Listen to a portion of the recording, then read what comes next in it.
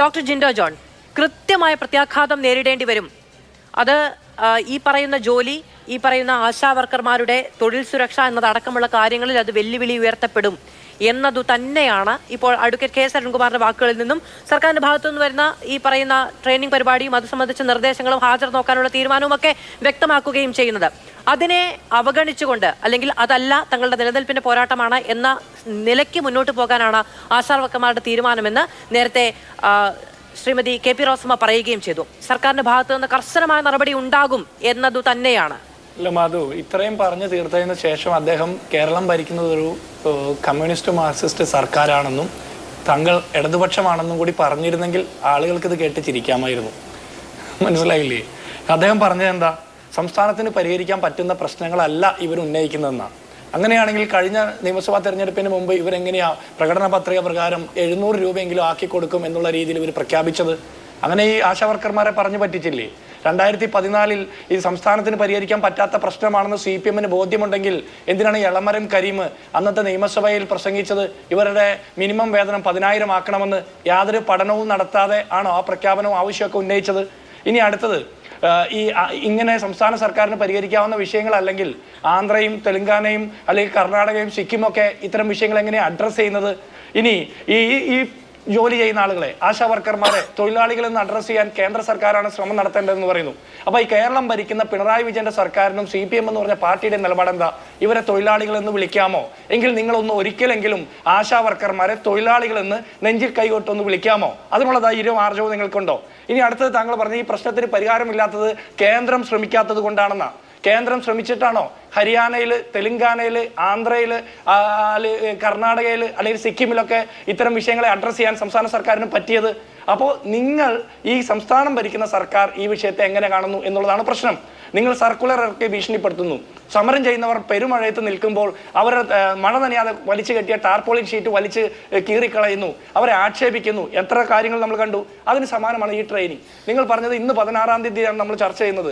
നാളെ 17-ാം തീയതി നിങ്ങൾ ട്രെയിനിങ് നടത്തും. എവിടെ? തിരുവനന്തപുരത്തിന് തൊട്ടടുത്തുള്ള ജില്ലകളിൽ നിങ്ങൾ ട്രെയിനിങ് നടത്തും. എന്തിനു വേണ്ടിയിട്ടാ?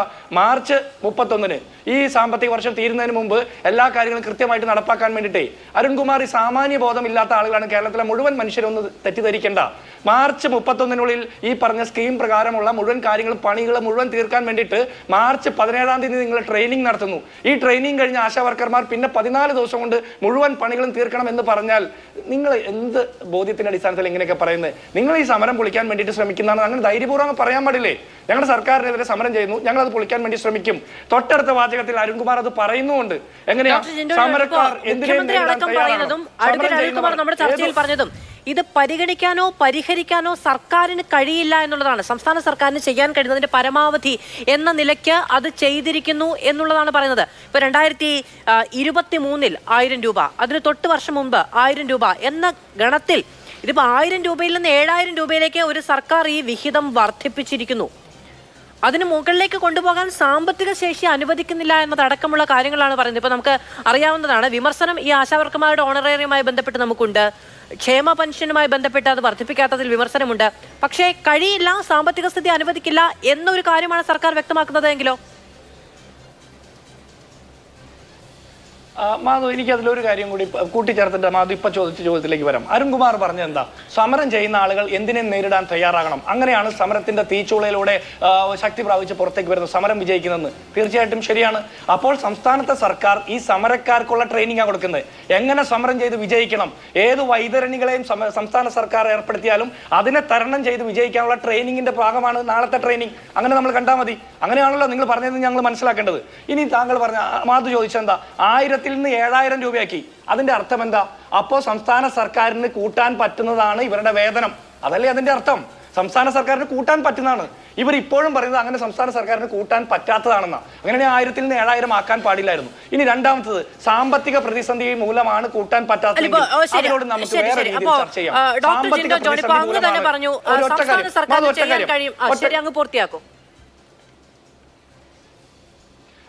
ഒറ്റ കാര്യം കൂടി പറഞ്ഞ് പൂർത്തിയാക്കാം. 7000 രൂപയിൽ നിന്ന് കൂട്ടാൻ, അതായത് 232 രൂപയിൽ നിന്ന് അതിൽ അധികമായിട്ട് കൂട്ടാനായിട്ട് സാധിക്കില്ല എന്നാണ് പറയുന്നത്. KV തോമസിന്റെ യാത്രാപത്ത കൂട്ടാനായിട്ട് സാമ്പത്തിക പ്രതിസന്ധി ബാധകമല്ലേ? കേരളത്തിൽ ഒരൊറ്റ കേസ് പോലും നേരാവണ്ണം വാദിച്ച് ജയിക്കാൻ പറ്റാത്ത ഗവൺമെന്റ് പ്ലീഡർമാരുടെ ശമ്പളം 10,000 രൂപ വർദ്ധിപ്പിച്ചു കൊടുക്കാൻ ഒരു പ്രശ്നവും ബാധകമല്ലല്ലോ. PSC മെമ്പർമാർക്ക് 7,500 രൂപ പ്രതിദിന കൂലിയുള്ള ആളുകൾക്ക് അത് 13,000 ആക്കി വർദ്ധിപ്പിക്കാൻ ഒരു സാമ്പത്തിക പ്രതിസന്ധി ബാധകമല്ലല്ലോ. അപ്പൊ ഇവിടുത്തെ മന്ത്രിമാർക്ക് 35,000 രൂപയുടെ കണ്ണട തോർത്തൊക്കെ മേടിക്കാൻ പറ്റും. അപ്പൊ അതിനൊന്നും സാമ്പത്തിക പ്രതിസന്ധി ബാധകമല്ല. ഈ പാവപ്പെട്ട ആശാ വർക്കർമാർ ഇപ്പൊ അരുൺകുമാർ പറഞ്ഞതുപോലെ മാർച്ച് 31-ന് എല്ലാ ജോലിയും തീർത്ത് കേന്ദ്ര സർക്കാരിന് മുമ്പിൽ റിപ്പോർട്ട് കൊടുക്കേണ്ട പരിപൂർണ്ണ ഉത്തരവാദിത്തം തലയിൽ പേർന്ന ആശാ വർക്കർമാരുടെ 232 രൂപയിൽ നിന്ന് അത് 700-500 ഒക്കെ ആക്കി കൂട്ടി കൊടുക്കുന്നതിൽ വലിയ സാമ്പത്തിക പ്രതിസന്ധിയാകും. അതാണ് ഇവിടുത്തെ പ്രശ്നം. ഇപ്പം ഫെബ്രുവരി 19 ദേശാഭിമാനി വാർത്തയാണ്. ദേശാഭിമാനി വാർത്തയിൽ ആവർത്തിച്ച് അവകാശപ്പെടുന്നത് ഇന്ത്യയിൽ ഏറ്റവും കൂടുതൽ ഓണറേറിയം കിട്ടുന്നത് കേരളത്തിലുള്ള ആശാവർക്കർമാർക്കാണ്. 13,200 രൂപ വരെ കിട്ടുന്നുണ്ട്. 500 രൂപ പോലും കയ്യിൽ കിട്ടാത്ത സാഹചര്യത്തിൽ നിന്നാണ് അതങ്ങനെ ഉണ്ടാകുന്നത്. 2012-13 വർഷങ്ങളിലൊക്കെ നിങ്ങളുടെ ഭരണകാലത്ത് ഏറെക്കുറെ സൗജന്യമായി ജോലി ചെയ്യുകയായിരുന്നു. എന്തെങ്കിലും തരത്തിൽ ഈ പറയുന്ന പ്രതിമാസ യോഗത്തിൽ പങ്കെടുക്കാൻ കഴിയാതെ പോയാൽ കിട്ടേണ്ട 500 രൂപയും നഷ്ടമാകും. 2016 ആകുമ്പോഴേക്കും ആകെ ഉയർത്താൻ കഴിഞ്ഞത് 1000 രൂപയായിരുന്നു എന്നുള്ളതാണ്. അപ്പൊ സംസ്ഥാന സർക്കാരിന് ഉയർത്താൻ കഴിയും എന്ന് ഇന്നത്തെ പ്രതിപക്ഷം പറയുന്നുണ്ടെങ്കിൽ അന്ന് എന്തുകൊണ്ടാണ് നിങ്ങൾ ഭരണത്തിലിരുന്നപ്പോൾ അത് ചെയ്യാത്തത് എന്നുകൂടി ചോദിക്കുന്നുണ്ട് പാർട്ടി പത്രം. അല്ല, രണ്ട് കാര്യമുണ്ട് മാധു. ഒന്ന്, ഇവർക്ക് 13,000 കൊടുത്തു എന്നൊക്കെ പറയുന്നു. അത് എത്രത്തോളം ആളുകൾക്ക് കിട്ടി എന്നുള്ളത് ഈ സംസ്ഥാനത്തെ ആരോഗ്യമന്ത്രി പറയുന്ന കണക്കുകൾ എനിക്ക് യാതൊരു വിശ്വാസവും ഇല്ല. കേരളത്തിലെ പൊതുസമൂഹവും വിശ്വസിക്കുന്നു വിചാരിക്കുന്നില്ല. CPM-ന്റെ പ്രവർത്തകർ പോലും എത്രത്തോളം വിശ്വസിക്കുന്നു നമുക്ക് സംശയകരമാണ്. അത് വേറൊരു കാര്യം. പിന്നെ ഈ 13,000 കിട്ടിയെങ്കിൽ അത് ഈ സംസ്ഥാന സർക്കാർ കൊടുക്കുന്ന ഔദാര്യമാണോ? ഈ പാവപ്പെട്ട മനുഷ്യർ 18-20 മണിക്കൂർ പണിയെടുത്തിട്ടല്ലേ 2,500 മനുഷ്യരെ കണ്ട് 500 വീട് സന്ദർശിച്ച് ഈ ഡാറ്റ മുഴുവൻ ഉണ്ടാക്കി വെച്ചിട്ടല്ലേ? അതിന്റെ മേലെയല്ലേ സംസ്ഥാന സർക്കാരിന്റെ ആരോഗ്യ വകുപ്പ് 1ാം സ്ഥാനത്താണുള്ള മേനി നടിക്കുന്നത്. അപ്പൊ അവർക്ക് കൊടുക്കുന്ന ഈ ഓണറേറിയം സംസ്ഥാന സർക്കാരിന്റെ ഔദാര്യമല്ല. ഒന്നാമത്തെ കാര്യം, അവർക്ക് അവകാശപ്പെട്ടതാണ്. അവകാശപ്പെട്ടതിന്റെ 100-ൽ 1 അംശം പോലും ഇല്ല. ഇനി രണ്ടാമത്തത്, പണ്ട് 500 അല്ലേ ഉണ്ടായുള്ളൂ, അത് 1000 ആക്കിയല്ലേ വർദ്ധിപ്പിച്ചിട്ടുള്ളൂ. അതിനുശേഷം വന്ന് 6,000 ഞങ്ങളല്ലേ കൊടുത്തതെന്ന്. 9 വർഷമായി പിണറായി സർക്കാർ ഭരിക്കുന്നു. ആ 500-ൽ നിന്ന് 1000 ആക്കി വർദ്ധിപ്പിച്ച സമയത്ത് ഈ കേരളത്തിൽ ആശാ വർക്കർമാർ ചെയ്യുന്ന തൊഴിലിനേക്കാൾ അവർ ചെയ്യുന്ന കഠിന പ്രയത്നത്തേക്കാൾ എത്രയോ ഇരട്ടിയാണ് ഇന്ന് അവർ ചെയ്യുന്ന ജോലി. സംസ്ഥാന സർക്കാരിന് വേണ്ടി വിവിധ ഡാറ്റകൾ കളക്ട് ചെയ്യുന്നു, സർവേകൾ നടത്തുന്നു, വിവിധ പണികൾ ചെയ്യുന്നു. ഒരു നേഴ്സ് ഇല്ലെങ്കിൽ ആ നേഴ്സിന്റെ പണി കൂടി ഇവർ ചെയ്യുന്നുണ്ട്. നമുക്ക് യാഥാർത്ഥ്യം പരിശോധിച്ചാൽ മനസ്സിലാകുമല്ലോ. അന്നത്തെ ജീവിത സാഹചര്യമല്ല ഇന്നത്തെ, അന്നത്തെ വിലക്കയറ്റ തോതല്ല ഇന്നത്തെ, അന്നത്തെ അരിയുടെ വിലയാണോ ഇന്നത്തെ അരിയുടെ വില, അന്നത്തെ പെട്രോളിയം ഉൽപ്പന്നങ്ങളുടെ വിലയാണോ ഇന്നത്തെ പെട്രോളിയം ഉൽപ്പന്നങ്ങളുടെ വില, അന്നത്തെ വൈദ്യുതി ചാർജാണോ ഇന്നത്തെ വൈദ്യുതി ചാർജ്, അന്നത്തെ വെള്ളക്കരമാണ് ഇന്നത്തെ വെള്ളക്കരം, അന്നത്തെ വീട്ടുകാരമാണ് ഇന്നത്തെ വീട്ടുകാരം. അപ്പൊ അങ്ങനെ കമ്പയർ ചെയ്യുന്നത് ശരിയല്ല. പിന്നെ ദേശാഭിമാനി പോലെയുള്ള പത്രത്തെ നമ്മൾ എടുത്തു വെച്ചിട്ട് അതാണ് ആധികാരിക രേഖ എന്നുള്ള രീതിയിൽ ചർച്ച ചെയ്യുന്നതിൽ പോലും ഒരു ആധികാരിക രേഖ എന്നല്ല, ഞാൻ പാർട്ടിയുടെ വാദം എന്നാണ് പറഞ്ഞത്. 2012 മുതൽ 2016 വരെ ആകെ വർദ്ധിപ്പിക്കാൻ കഴിഞ്ഞത് 500 രൂപയാണ് എന്ന അവകാശവാദമാണ് ഉന്നയിക്കുന്നത്. അതല്ല എങ്കിൽ അങ്ങ് തിരുത്തിക്കോളൂ. അതിപ്പോ CPM-ന്റെ ഒരു വാദം അങ്ങയോടല്ലേ എനിക്ക് ചോദിക്കാൻ പറ്റുള്ളൂ. അതിനെ എതിർക്കാൻ അങ്ങല്ലേ പാർട്ടി അയച്ചിരിക്കുന്ന ഔദ്യോഗിക പ്രതിനിധി. അപ്പൊ എനിക്ക് അങ്ങോട്ടല്ലേ ചോദിക്കേണ്ടത്. അത് ആധികാരിക രേഖയായി കാണാനുള്ള ഒന്നും തൽക്കാലം എനിക്ക് അങ്ങ് ചാർത്തി തരരുത്. ഞാൻ അങ്ങനെ ചാർത്തി തന്നല്ല, ഞാൻ മാധുവിനെ അതിനെ അഭിനന്ദിക്കുക കൂടി ചെയ്യാണ്. ദേശാഭിമാനി ഒരു ആധികാരിക രേഖയല്ലെന്ന് നമുക്ക് കുറച്ചു പേർക്കെങ്കിലും ബോധ്യം ഉണ്ടാകുന്നതും കൂടി നല്ലതാണല്ലോ. അത് ഞാൻ അഭിനന്ദിക്കുകയാണ്. അത് മാത്രമല്ല, UDF സർക്കാരിന്റെ കാലത്ത് 500-ൽ നിന്ന് 1000 ആക്കി വർദ്ധിപ്പിക്കാനേ സാധിച്ചുള്ളത് ഒരു കുറവല്ല മാധു. ഞാൻ പറഞ്ഞ കാര്യങ്ങൾ, അന്നത്തെ ജീവിത നിലവാരം, അന്നത്തെ ജീവിത ചെലവ്, അന്നത്തെ കഷ്ടപ്പാട്, ദുരിതം, ഇതൊക്കെ ഇന്നത്തെ പോലെയാണോ? അന്ന് എത്ര ജോലി ചെയ്യുന്നു അതിന്റെ എത്ര ഇരട്ടിയാണ് ഇന്ന് ചെയ്യുന്ന ജോലികൾ. അന്നത്തെ വിലക്കയറ്റ തോത് ഇന്നത്തെ വിലക്കയറ്റ തോതായിട്ട് കമ്പയർ ചെയ്യാൻ LDF-ന്റെ പ്രതിനിധിക്ക് സാധിക്കുമോ? അന്ന് 2 രൂപ പെട്രോളിന് സെസ്സായിട്ട് മേടിക്കുന്നുണ്ടോ?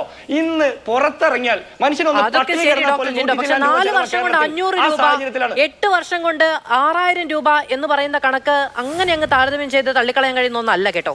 അത് ആര് പറഞ്ഞാലും അങ്ങനെയല്ല എന്ന് ഞാൻ വിചാരിക്കുന്നു.